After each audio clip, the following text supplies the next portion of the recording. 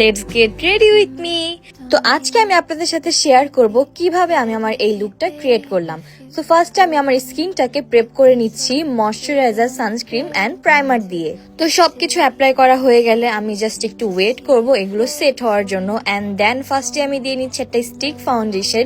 তারপরে এখানে আমি একটা লিকুইড ফাউন্ডেশন অ্যাপ্লাই করে নিলাম এন্ড দেন আমি অ্যাপ্লাই করছি কনসিলার। তো এইদিকে কনসিলার সেট হতে হতে আমি ভাবলাম আমার ব্রঞ্জিংটাও আমি করে ফেলি। সো এদিকে আমি ব্রঞ্জার অ্যাপ্লাই করে ফেললাম এন্ড দেন সুন্দর করে এটা ব্লেন্ড করে ফেললাম। এখন আমি আমার কনসিলারটা সেট করে নিচ্ছি আর এরপর আমি দিয়ে দিব ব্লাশ।